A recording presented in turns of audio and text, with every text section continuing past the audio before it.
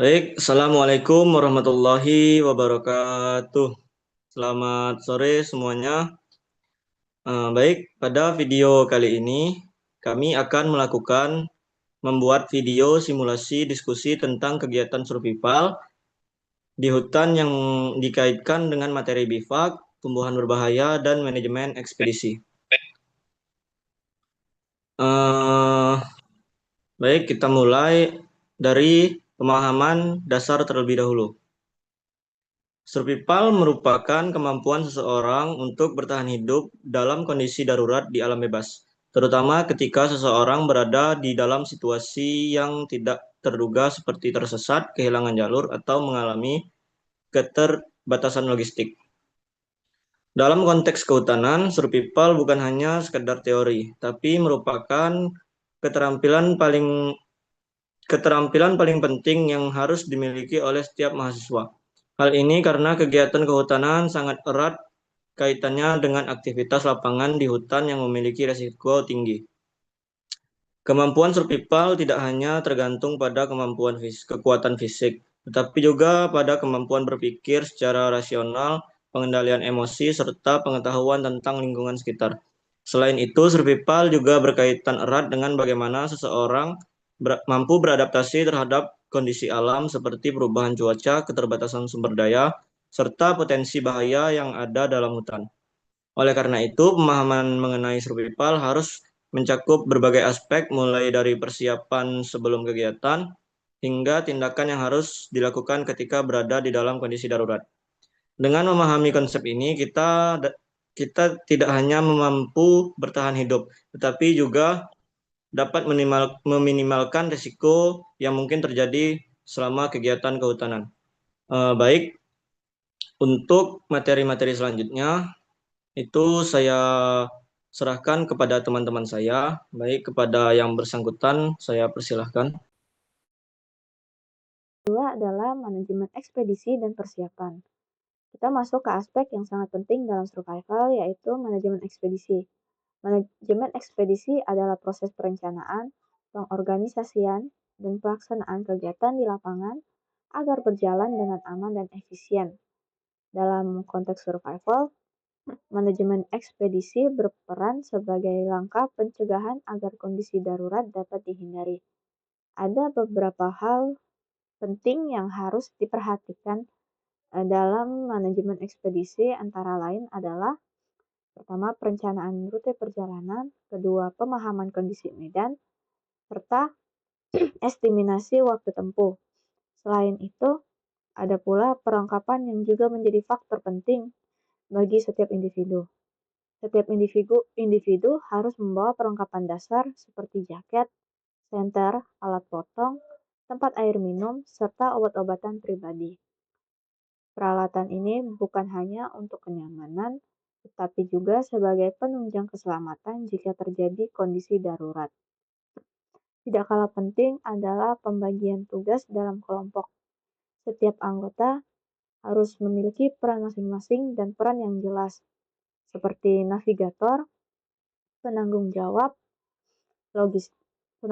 logistik, dan pengatur peralatan. Dengan adanya pembagian tugas yang baik, koordinasi dalam kelompok akan lebih terarah dan efektif. Jadi, dapat disimpulkan bahwa sebenarnya manajemen ekspedisi merupakan langkah awal dalam survival yang bertujuan untuk mengurangi risiko dan meningkatkan kesiapan dalam menghadapi kondisi di lapangan. Materi ketiga, bivak atau shelter.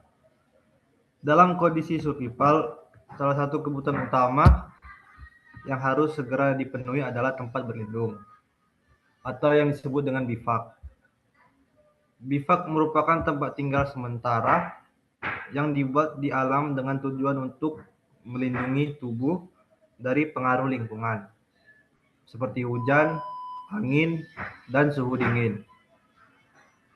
Tanpa adanya bivak, tubuh manusia akan lebih cepat kehilangan panas, terutama pada malam hari, yang dapat menyebabkan hipotermia. Bivak dapat dibuat dengan memanfaatkan bahan-bahan yang tersedia di alam, seperti daun, ranting, dan kayu. Selain itu, Bivak juga dapat dibuat dengan menggunakan peralatan sederhana, seperti ponco atau flysheet. Dalam menentukan lokasi bivak, ada beberapa hal yang harus diperhatikan, seperti menghindari daerah yang rawan banjir, tidak berada di bawah pohon yang rapuh, serta menjauhi area yang berpotensi dengan jalur hewan. Struktur bivak juga harus dibuat dengan baik agar mampu memberikan perlindungan maksimal terhadap kondisi lingkungan. Selain itu, bivak dapat dibuat secara individu maupun kelompok, tergantung pada kondisi dan kebutuhan di lapangan. Dengan demikian, kemampuan membuat bivak menjadi salah satu keterampilan dasar yang sangat penting dalam kegiatan survival di hutan.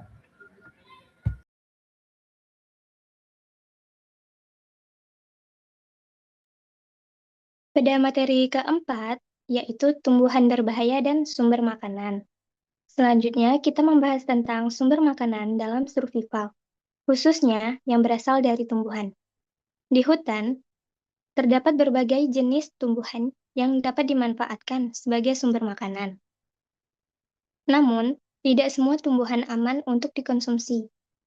Beberapa tumbuhan memiliki kandungan zat berbahaya yang dapat menimbulkan efek negatif bagi tubuh, baik melalui kontak langsung maupun jika dikonsumsi. Contohnya adalah tumbuhan rengas yang dapat menyebabkan iritasi pada kulit jika dilukai, pulus yang menimbulkan rasa gatal, serta kecubung yang dapat menyebabkan halusinasi jika dikonsumsi. Selain itu, terdapat juga tumbuhan seperti jarak dan pangi yang mengandung racun berbahaya. Oleh karena itu, dalam kondisi survival, kita harus memiliki pengetahuan yang cukup untuk membedakan antara tumbuhan yang aman dan yang berbahaya. Selain tumbuhan, sumber makanan juga dapat diperoleh dari hewan, seperti ikan, serangga, katak, dan burung. Namun, mendapat hewan sebagai sumber makanan memerlukan keterampilan khusus, karena hewan memiliki kemampuan untuk bergerak dan menghindar yang sangat aktif. Dengan demikian, pemilihan sumber makanan dalam survival harus dilakukan secara hati-hati agar tidak membahayakan diri sendiri.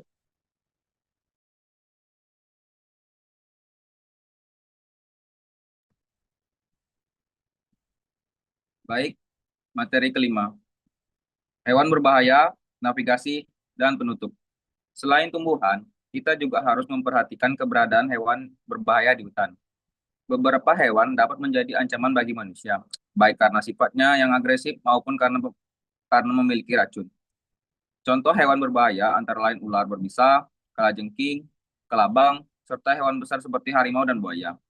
Hewan-hewan ini biasanya akan menyerang jika merasa terganggu, sehingga penting bagi kita untuk menjaga jarak dan tetap waspada terhadap lingkungan sekitar.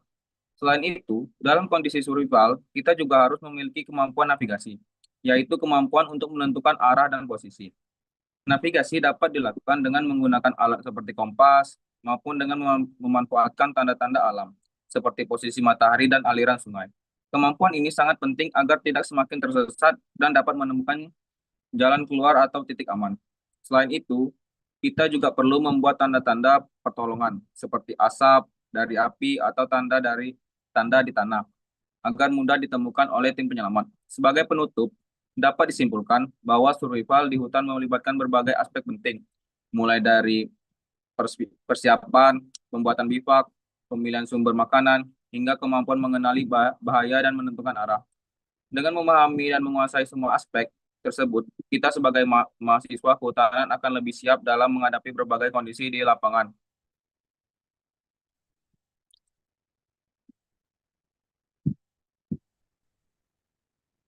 Baik, terima kasih atas pemaparan yang telah disampaikan oleh teman-teman sekalian. Mungkin hanya ini materi singkat yang dapat kami sampaikan. Kurang lebihnya kami mohon maaf. Kami akhiri. Wassalamualaikum warahmatullahi wabarakatuh.